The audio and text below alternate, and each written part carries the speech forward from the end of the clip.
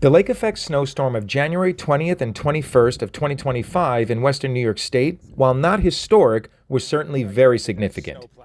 The video you're watching right now is from my live stream, which if you're interested in viewing in its entirety, the link can be found in the description below. But what is lake effect snow, and why does it pile up such a significant amount of snow in a relatively confined area? Lake effect snow is produced when a cold air mass moves over long expanses of warmer lake water. In this case, that lake would be Lake Ontario. The lower layer of air, heated by the lake water, picks up water vapor from the lake and rises through the colder air. The vapor then freezes and is deposited on the leeward or downwind shores. So areas east of Lake Ontario, which include the towns of Pulaski and Watertown, can see huge amounts of snow when those lake effect bands just sit over the same areas for many hours, if not days. We started this chase in Watertown along the I-81, and from there we bounced around to areas southeast of Watertown in the Tug Hill Plateau. That was ground zero for this event, and the town of Copenhagen, New York, received well in excess of 3 feet of snow, closing in on 4 feet in certain spots. To give you a better idea how these lake effect bands take shape and then undulate over the course of the event, here's a radar animation showing just how long these bands can sit over the same area. This animation covers a full 24 hours, from midnight on January 21st through midnight on the 22nd.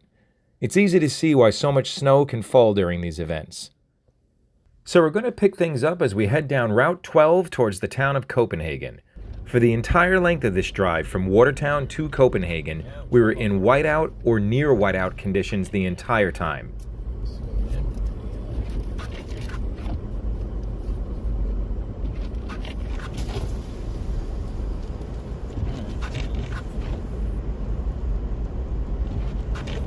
Big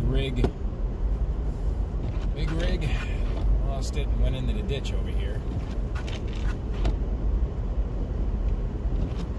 Yeah, that's not a surprise. Looks like he's all right, but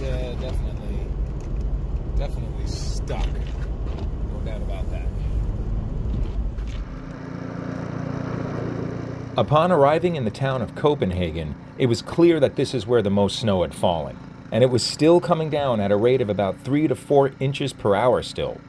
Some people, like this guy, were lucky and had snowblowers to cut through all that snow. Others, not so much. Well, we're from New York City.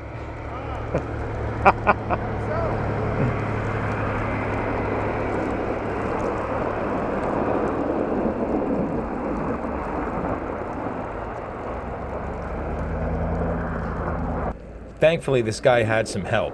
It looks like the whole family was out pitching in on this one, and they definitely had their work cut out for them.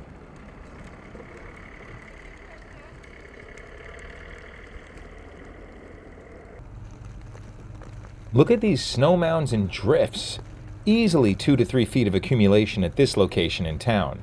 To give you an idea of what this exact spot looks like in the spring and summer months, here's a Google Street View snapshot of this exact intersection.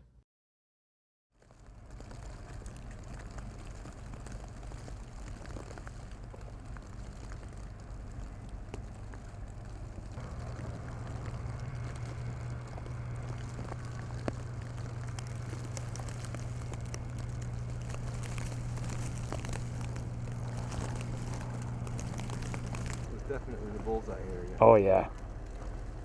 More than Adam Center. Look at how much snow is piled up on the parked vehicles left on the street. You can kind of tell there's a car under there somewhere.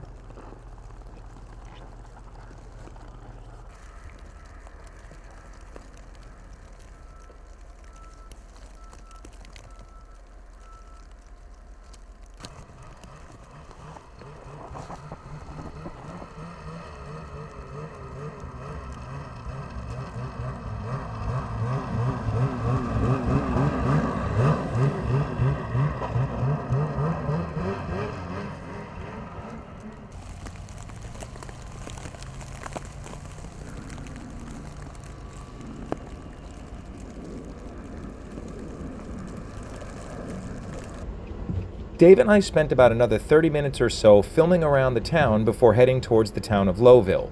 Now mind you, Lowville is just about 12 miles from Copenhagen, but the difference in snowfall totals between those two towns was insane. You just saw what Copenhagen looked like. Well, this is what fell in Lowville, which is just outside the strongest part of the lake effect band. Maybe 7 to 8 inches of snow on the ground at best. So this is a great example as to just how confined those lake effect bands really are. If you're in the most intense part of it, you get the jackpot totals. If you're just outside of them, maybe a dusting to a few inches at best. At this point, we felt we covered this event as best we could and decided to begin the trip back towards New York City. I hope you enjoyed this video.